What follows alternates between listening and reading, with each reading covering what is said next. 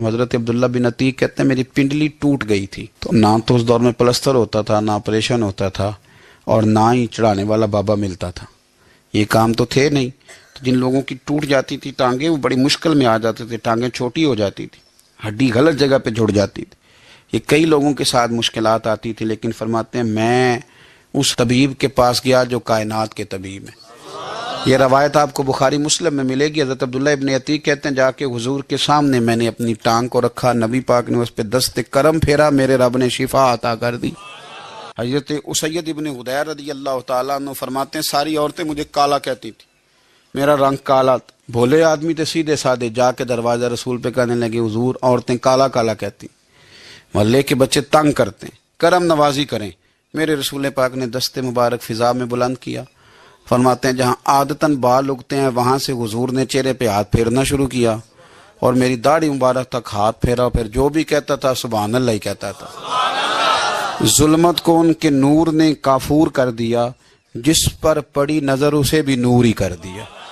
اللہ تعالیٰ نے بڑا خوبصورت وجود اطہر میرے نبی پاک کو عطا کیا، اور برکت والا وجود، یہ تو ہیں حضور کے وجود نور کی برکتیں۔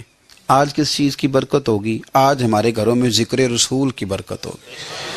ہمارے ایک بہت بڑے عالم گزرے ہیں پاکستان میں، سید ابو البرکات شاہ صاحب، مفتی اعظم پاکستان تھے، اور یہ اعلیٰ حضرت بریلوی کے خلیفہ تھے، اور یہ اہل سنت میں مواحد اور خوبصورت ہستی تھی کہ جن پر سارے علماء بڑی آسانی سے گردن رکھ دیتے تھے، کہتے تھے سید صاحب جو کہہ دیں گے وہ عرف آخر ہے، سب مانتے تھے۔ آپ کو پتہ ہے جب انسان کی آخری عمر آتی ہے تو پھر وہ چیزیں تلاش کرتا ہے جس کی اس کی آخرت کی منازل آسان ہو۔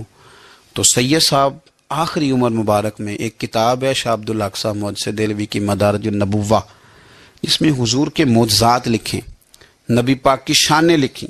آخری عمر مبارک تھی، وہ چارپائی پہ لیٹے رہتے تھے، صاحب فراش تھے، علیل تھے، تو وہ لوگوں سے کہا کرتے تھے کہ مجھے نا وہ نبی پاک کے معجزات سناؤ، اس سے میرا دل ٹھنڈا ہوتا ہے۔ وہ کتاب لے آؤ مدارج النبوہ، میرے پاس بیٹھ کے پڑھو، تم جب حضور کے معجزات کا ذکر کرتے ہو تو اللہ تعالیٰ میرے دل کو سکون عطا کرتا ہے۔ تو یہ حضور کے فضائل، خصائل، شمائل، نبی پاک صلی اللہ علیہ وسلم کی عزت کا، حضور کے اکرام کا، معجزات کا تذکرہ، یہ مومن کے دل کا قرار ہے۔ جب ہم اپنے گھروں کے اندر بیٹھ کے ان تذکار کو چھیڑتے ہیں تو اللہ تعالیٰ ہمارے حال پہ بڑی رحمت فرماتا ہے، ہمارے لیے رب کریم آسانیاں فرماتا ہے۔